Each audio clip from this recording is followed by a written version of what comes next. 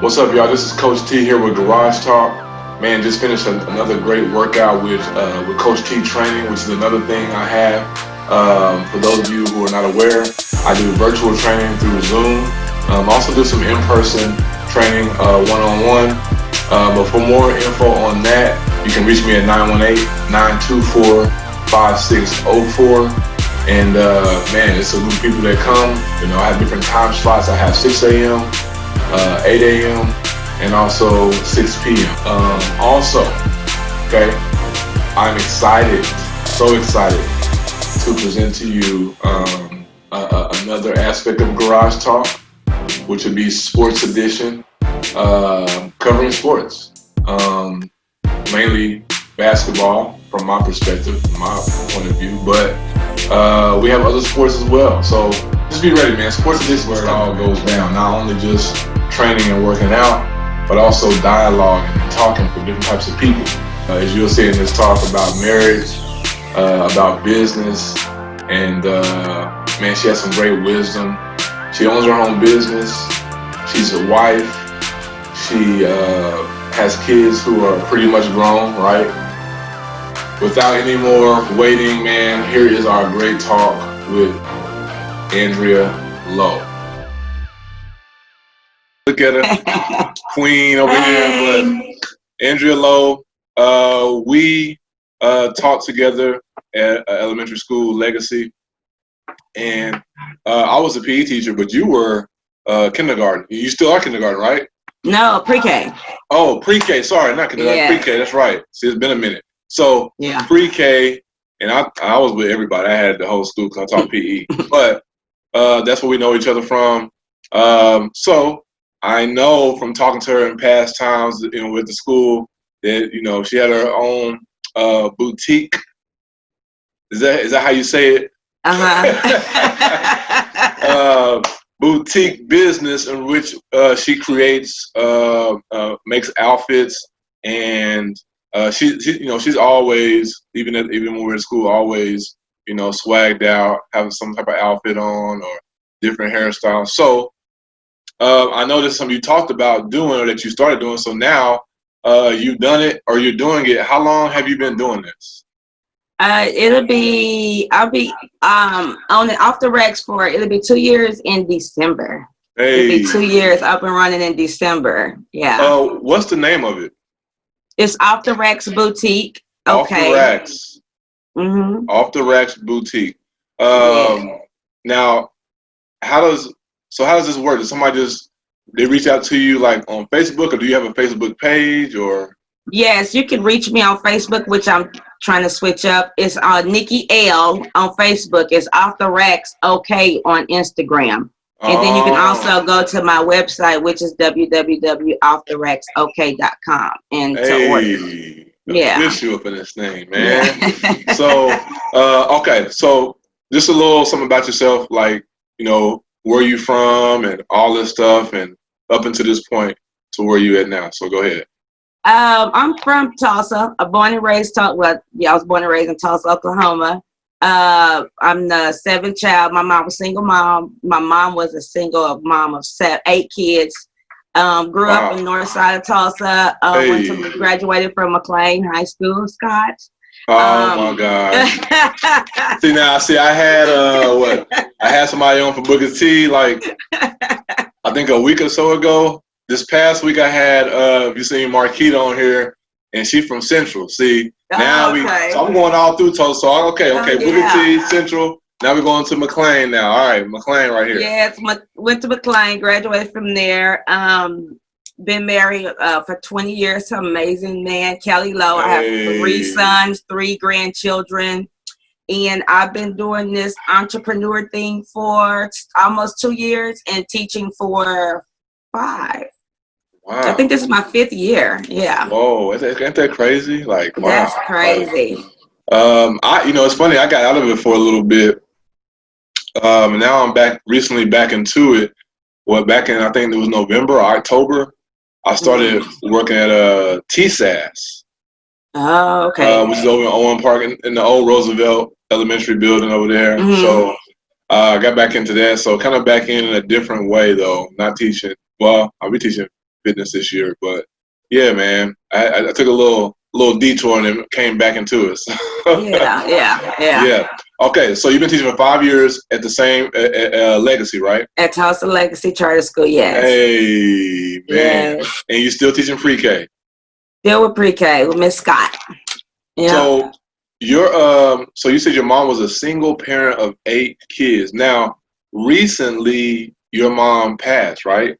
It's been almost 4 years, 3 years, Wow. 3 years, 3. I just lost count because I try not to think about it. Exactly, right. And here I am asking you about it. Yeah. Well, yeah. So but she was an amazing woman. She taught us a lot. She taught us a lot. First of all, always keeping God first. So she was a woman of faith. But a wonderful mother. I don't know how she done it with 8 kids. That's just something I just look back and think and say, how did you take care of 8 kids? That's a lot of kids. I never wanted 8 kids. I was like, ugh. I said 2 or 3 was my limit. Wow. I mean, me and Ash, we're expecting our second one.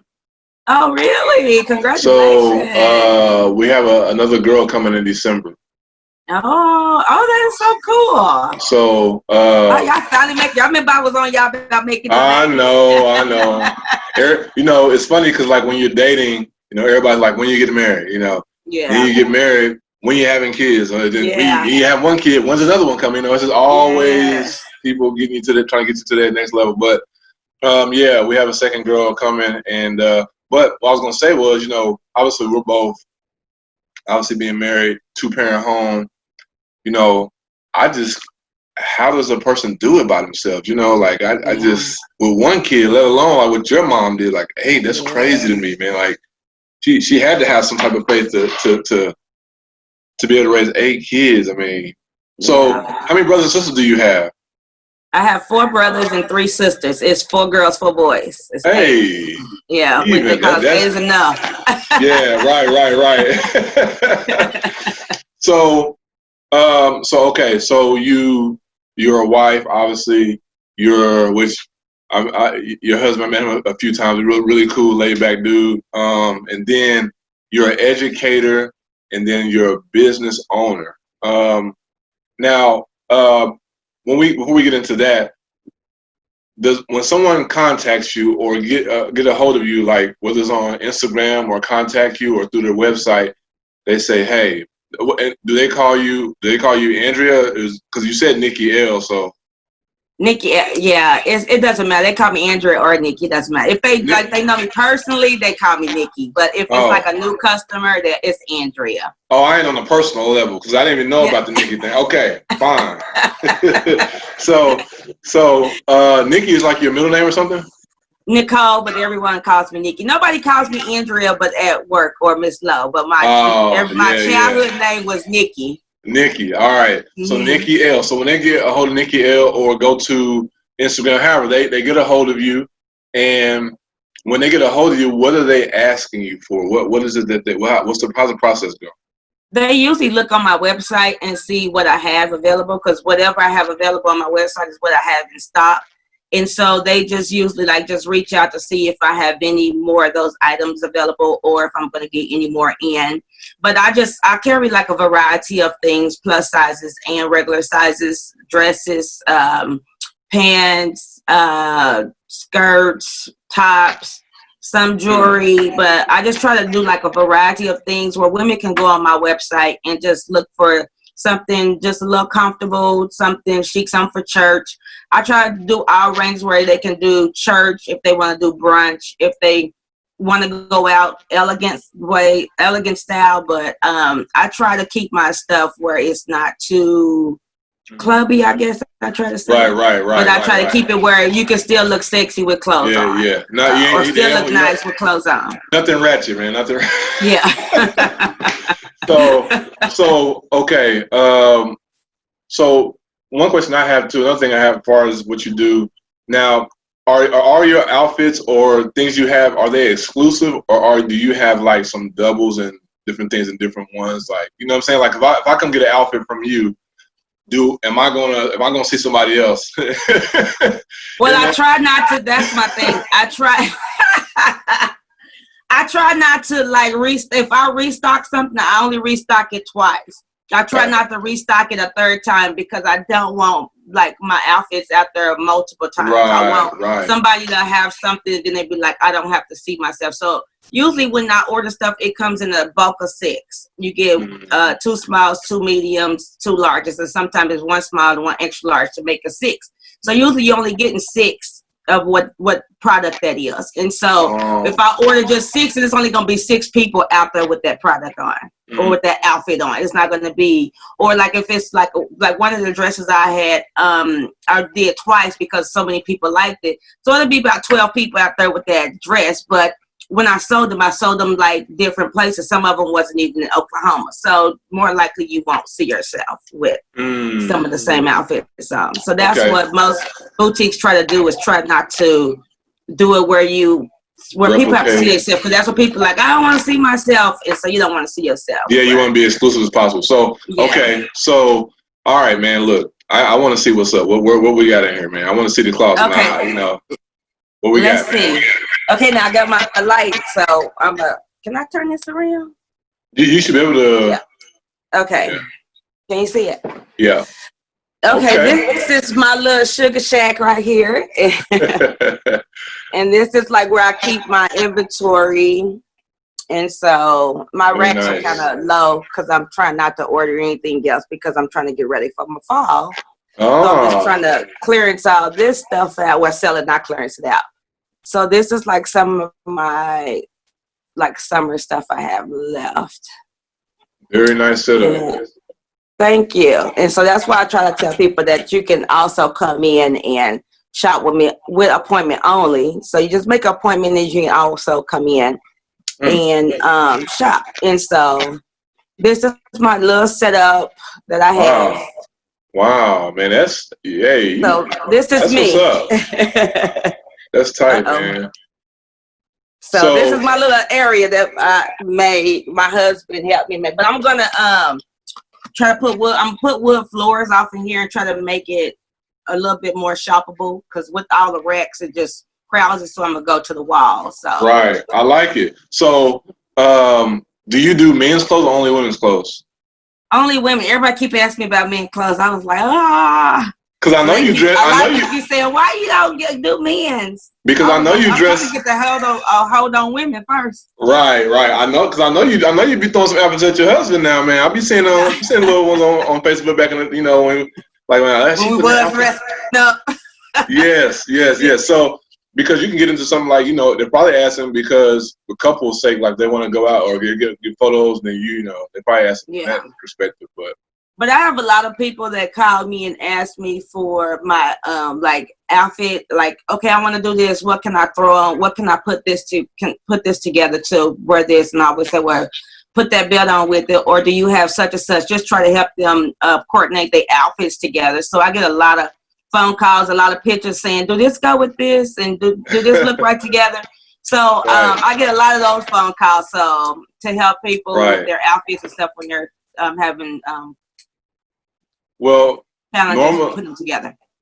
Normally on Garage Talk, we do like, if you've seen them, we do like a set, some type of exercise in between questions. But I got an idea for you. See, this is what I'm creative in this thing. So how I got no, you good. I had you get up, walk around this thing. So I'm just have you keep getting up. I'm just keep you active, man. So, so for now, I want to go to the next question. So your mother, educator, business owner. Those are 3 different hats, obviously. And what's the connection between these 3? Like, how are these 3 things in connection with each other? Being a wife, being an educator, being an owner of your own business. If they even have it. All work. I mean, all work and no play. Job. Being a wife is a job. I mean, it's a job, and a lot of people think it's being married for 20 years. It's a job. I mean, you think people think it's easy, but it's not. It's just like a job. You have to work at it if you want it to last. You can't just be in it like half in it. You have to, it's like a wholehearted thing that you have to do. Anything that you do, even with education and even with a business. If you don't put your whole heart in it, it won't last. So you have to be able to put your whole heart into it and work on it. Because it's going to be days when you want to give up, but then you have to think about it. Giving up an option. Is quitting an option. So is it worth it? Is it worth it? Yeah. To give up? Right. Yeah. So that's what I was like. It was plenty of times I want to throw in the towel with marriage, the school, and the business, but I was like, wow. Is it what you wanted? I mean, is that what you want? I had to learn how to rest. I had to learn how to take a break from stuff and do self-care, because if you don't take care of yourself, you can't take care of others. So that's one of the things I did learn through this process of trying to work as a teacher, be a wife, because my kids are all grown, but I still being a mother to grown kids and having a business. You have to learn how to work. When I first was in this business, it was just like 24/7. Then my husband finally told me, he said, "Hey, you're not spending no time with me. You always in there working, you not." And I was like, "Well, I said, "That's what they say. You got to work or work." But then I was working so much where I was neglecting him. So I had to like step back and say, "Hey, okay." I had to cut it off at a certain time and spend time with him, because if you don't, I mean, that's how things creep in when you lack in some areas. So you just have to be able to. You got to be able to balance. Because you'll lose something that, you know, and you might want to spend more time just for the sake of your relationship, and then the business takes a hit, you know, and so you got to be able to kind of juggle. Yeah, man, that's interesting. You know, I battle that same thing, like, you know, because if you're building your business, you're passionate. Yeah, you like, bro, look, I mean, I'll be up like. I don't even go to bed sometimes. I'm just like, okay, I gotta. Because you be so passionate with it, you just be so focused, and then you just, after you realize you are with 3 or 4 days, and you be like, oh, I haven't. Then you still feel bad, because I was like, I haven't spent no time with him. This is all I've been doing is in here trying to make sure that, So you just have to balance, and once you balance, it seems like that you feel better. Right. Yeah. What's the main thing? And this is something that just came up as hearing you talk. What's one of the main things you've learned? I mean, like, what's like one of the biggest lessons that you learned as a wife? As a wife, learning how to listen, because I always want to talk, and just let him to be able to have a safe space to be able to tell his feelings and not get offended for what he says, because you know, as wife, we always la. But being able to take his feelings in considerations, because usually I didn't. I was like, I don't care. I mean, but as you grow, you learn how to take each other's feelings in consideration, and learning how to. I'm like, your voice is raising up, and like, because my voice is really. Everybody say you fussing, but my voice is like really. No, big. Man. But learning how to take my tone down when I'm talking, because he'll shut down. And so just learning how to. I guess communication is like one of the things that I can say that we have taken in this, because we didn't used to, as an early marriage, no, we didn't communicate. We just didn't talk, walk around the house silent. So I guess communication is where we have learned to be able to open up to each other and be able to tell our true feelings. Because I think as people grow and they start to learn each other, you don't tell your true feelings. And then you 15, 20 years down the line and finally telling that I really didn't like when you used to do that, but I let you do it because you liked it. So just being able to open up and tell your true feelings, and don't even from the start, don't wait till years down the line and start trying to open up. Just open up and being able to receive it and being able to take it. So I think communication is one thing I've learned. Do you think it's, or I ain't gonna say do you think, I know you think it is. Why do you think it's important that men have a safe space to express themselves? Why is that important? I'm gonna say because men don't women, we freely open up about our feelings, and most men don't. They shut down. I guess it's something like in childhood, because I've always told my boys, talk about your feelings, don't ever shut your feelings down. And I think that as men, they was always told, don't cry, don't you say that, you're a man, be strong, and they never was being able to be vulnerable. And so I guess they take that on to adulthood, and so when they're in a altercation, they don't know how to express their feelings because mama or daddy always say, "You're a boy, you don't cry, suck it up, do this, do that."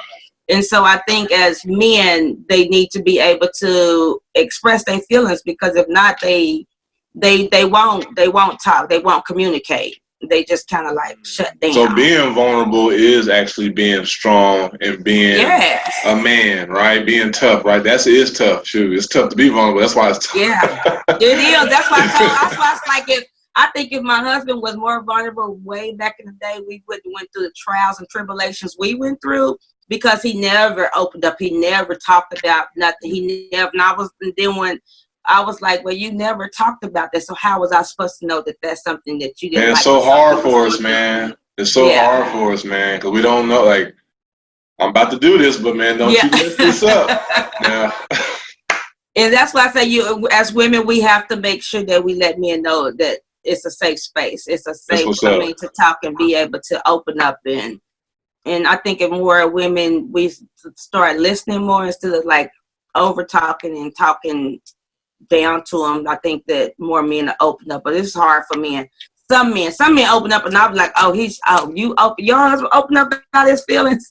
But but I just think that being able to have a safe space and to be able to talk and communicate, I think that's a good thing. And I will tell you that I learned all this stuff from Love Lab. We've been going to Love Lab for 3 years, and we've learned that's how because we were on the verge of we was going to go ahead and divorce. And I booked it, and I said, we either going to Love Lab or we're done. And he was like, "Well, I gotta go work." I said, "You better take off." And so we end up going. Hold on, stop. No, this is huge, because I was just talking to someone the other day, a good friend of mine, and we were talking about this. And he's an older gentleman, and he's been married. Him and his wife been married, I think, 28 years, and he helps couples out. But he was talking about how it's kind of the same situation with this other couple, but the guy said he had something to do, some type of work or something like that. And it's interesting how as men we put our identity in our work, and that's like the number one thing. And it's interesting, you better not go to work, because this right here, this is the work right here.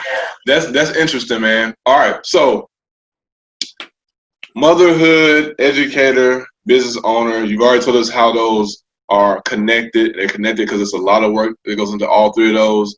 Which has been the most challenging to you, and why? The most challenging, I'm gonna say, running my business. Motherhood and being a wife it was easy, it was work, but I think running the business was most challenging, because we tend to jump into things that we think we know, but you don't know until you get into it, because all the numbers and all the marketing, all that. My business is my most challenging, because I jumped into something that I thought I was ready for, but I learned a lot during this time that I have to be able to hit my bumps and knots and whatever. I know I'm better at it now, but when I first started, it was like all over the place. So I think this was like my biggest challenge was operating a business, because I was just like all over the place, and I should have maybe waited another year to get more. What do you mean by all over the place? Kind of go into detail about what you mean. Well, all over the place mean I didn't know anything about the bookkeeping part. I knew how to like sell the clothes, make the money, but I didn't know how it all lines up, the bookkeeping, the marketing, because it was jumping. But after a while, if you don't have I wasn't marketing. I didn't know how to market. I didn't know how to reach customers. I didn't know who my customers was. I didn't know. So learning all of that, you have to learn your customers, your target customers. It's so much you have to learn to be able to keep it, because it's slowed down, because everybody, it's good in the first beginning, but if you don't have, people start slowing down and buying and stuff. So you have to be able to market, send emails out, send ads out. So the marketing part is what I didn't know, and then I had to learn it as I went on. So it's a lot. it's a lot into it. It's not just posting clothes and selling them. It's a whole new world behind running a business. So besides, okay, it's interesting you say, but it's not just about posting clothes or posting, or for myself, posting a workout or posting, you know, outside of posting, what other work is there that you've learned that marketing, what else consists of marketing other than posting something on social media? It's about learning your customers. Learning your target audience, learning to see what they like and post stuff about what they like and see what where places they going. Well, I mean, it's just like all about learning your customers, marketing. That's basically what it is. It's just like don't make them a customer, make them like kind of like a free and get to know them. The relationship. And get a relationship with them. Mm-hmm. Yeah. So it's not but you don't want a person, you don't want a customer, you want a relationship. Something that's gonna last. Somebody's gonna always, oh, this she got what I need, I'm gonna go back to her. So you want to build that relationship with them. All right, that's good stuff. Hey, that's for me. So I don't know about everybody else, but that was for me. That was a question for me. So y'all can't have it now. But all right. So I'm gonna get you moving around again. All right. So now we're gonna go to number 3, which is what's 3 of your favorite outfits that you.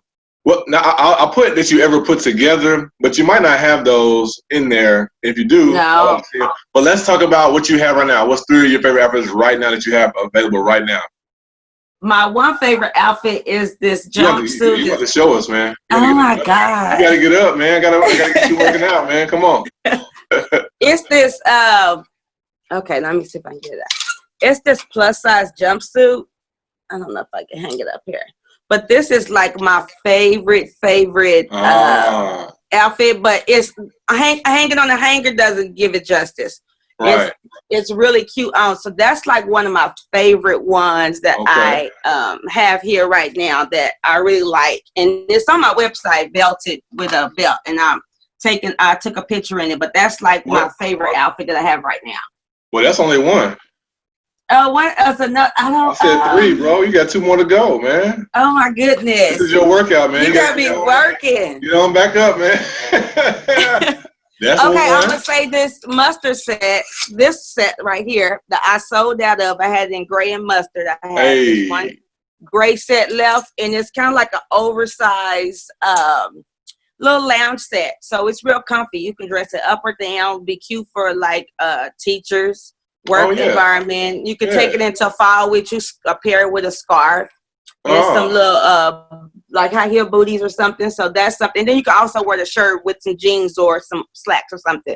So that's another outfit that they can, I'm trying to do it, put together.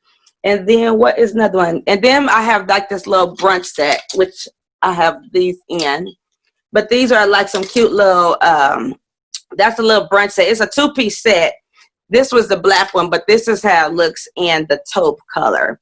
So you can also take that into fall with you, pair it with a denim jacket, some boots, a scarf, and so that'll be a cute little outfit to take off into fall with you also. You can do multiple, you can do different things as far as the bottoms, any type of bottoms to that, right?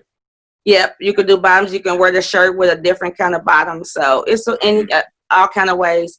And then I will go over here to this dark purple. This is a plus size off the sleeve. This is my favorite dress, which I have them in the regular sizes too. But I kept one of those dresses, and those are like my favorite dresses. Oh, she's keeping that for the frame. She's framing that one up. Okay. But yeah, so that is some of it. Then we also have that cute little kimono that I still have a couple of those in. Also. I like it. I like the setup. The setup is nice, man. I like, people like us, we start like I'm right here in the garage, look at garage talk, and training from here. And, a lot of great, as history, a lot of great businesses or franchises started from right in their house. So, man, we in some good territory, man. What is your thoughts on the issues in our country right now? What is your take on it? How do you feel about it? Oh man, not the country. Um, it's a place we've never been before. I can say that. My thoughts is it's heartbreaking where we are, that we are still fighting racism for all these years. I think it's heartbreaking.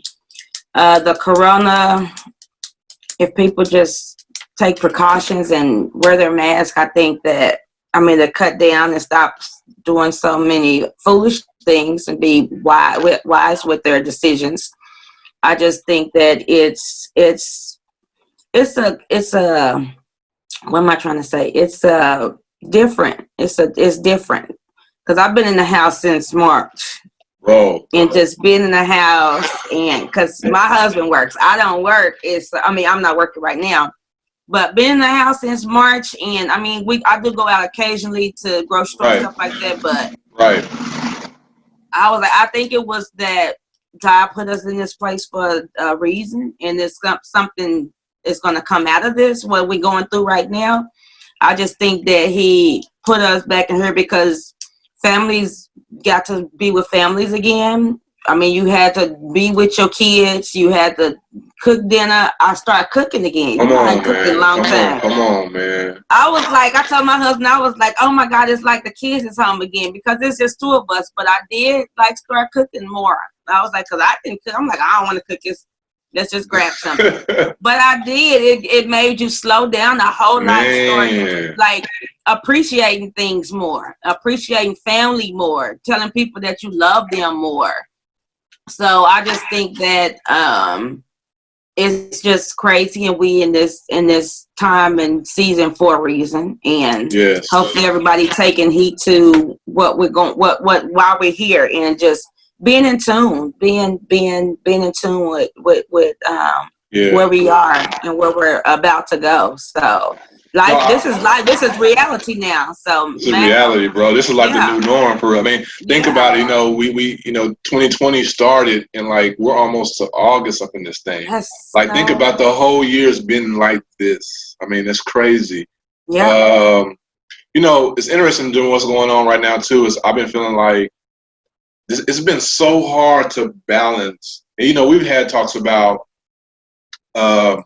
church, about God, and stuff like that. So, I think it's been, for me personally, been so hard to balance the, church and society issues.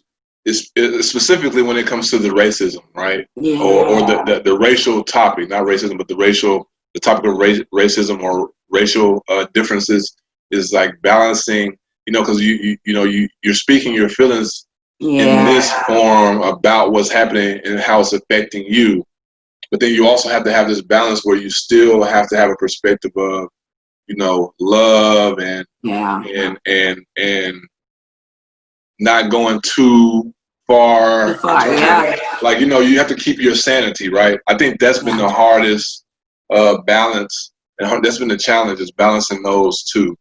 That's true. I think that's true. I said because I've had to delete some friends. In the name of Jesus. Delete some friends. I'm like, okay. I'm deleting you in the name of Jesus. Because it's not that.